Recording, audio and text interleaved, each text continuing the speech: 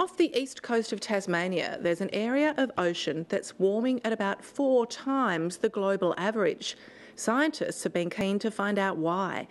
They say this hotspot right on our doorstep is causing massive changes to marine life and challenging the state's aquaculture industry. Linda Hunt reports.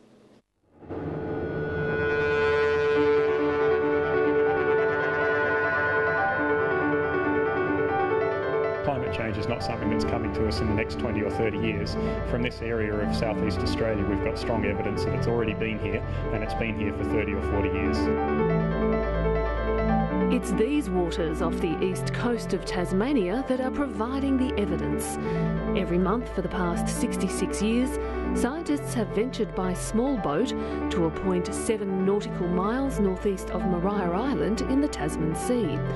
There they measure the ocean's vital statistics. We're just about to do a CTD, conductivity, temperature and depth profile. This measures conductivity, which is a salinity parameter, temperature with depth. We're just going to pop it over the side and leave it there to equilibrate for a minute. These monthly measurements have provided a much-envied barometer of change, none more so than the temperature record. Monitoring at Maria Island has been happening since about the 1940s, and over that period of time we've seen a temperature increase of about 2 degrees. The average rate of warming in the ocean is about 1/2 to 3/4 of a degree over the last 100 years, so that's some 4 times the global average. It's known as the Tasman Sea Hotspot, and it's telling marine scientists a unique story. It means that some of the changes that we expect as a result of climate change in the future in other parts of the world have already happened in our coast. Mark Rayner is the captain of the CSIRO vessel, the South Cape.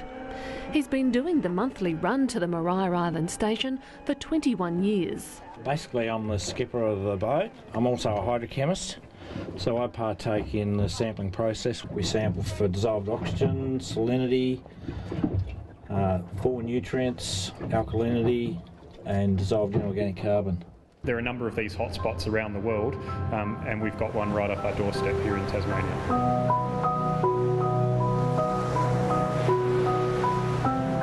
To understand the hotspot, oceanographers have been studying the globe's complex system of ocean currents.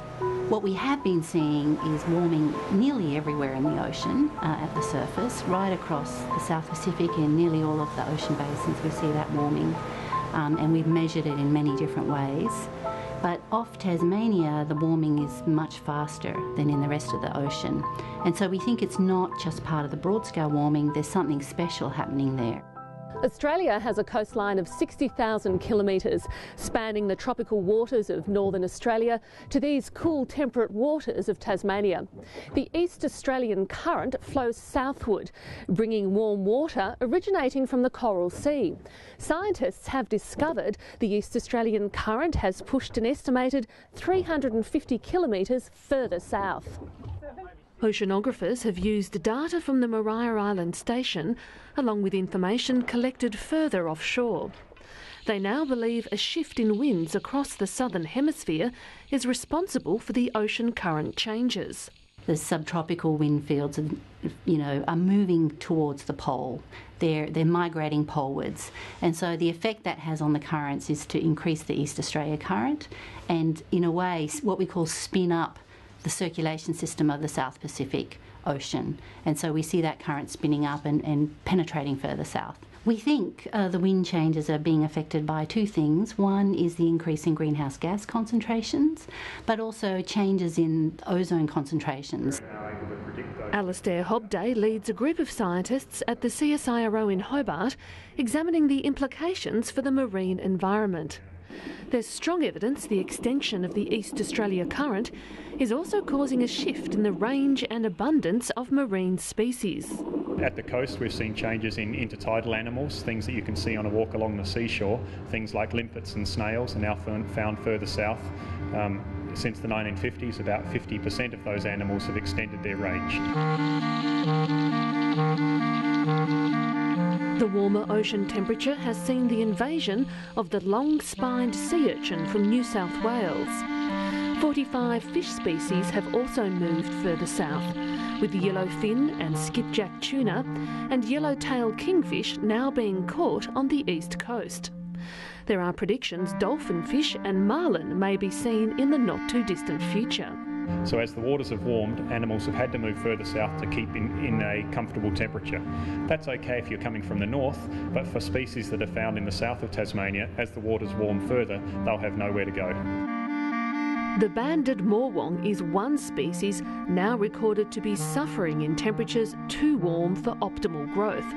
There are also fears for the future of the endangered spotted handfish. It's really only found in the very southern part of Tasmania. So as the waters warm even further, a question about where this fish is going to live is I don't think there's an answer to it. There is nowhere further south that's suitable. Unless it's able to persist in particular cold spots around Tasmania, it's I think pretty much done for. The changing environment is also a challenge for the aquaculture industry. Almost 1/4 of Australia's seafood value comes from Tasmania. It's prompted the CSIRO to trial an ocean temperature forecasting system for the Atlantic salmon industry. They're now looking to use seasonal forecasts which will tell them what the temperatures are going to be like in the upcoming summer, and then they can manage their fish according to that projection.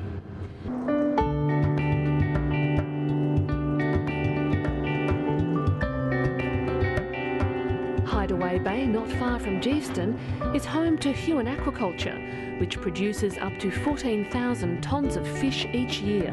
Well, we're standing here on the edge, basically, of the Southern Ocean, and our biggest challenge in the summer is when the East Australian current normally comes down the east side of Tasmania and then trails off south of there, flicks round the corner, and that can bring a tongue of warm water round and into the opening here of the Doncaster Channel. So what adaptations to feeding need to be made in a warmer climate? In a warmer climate?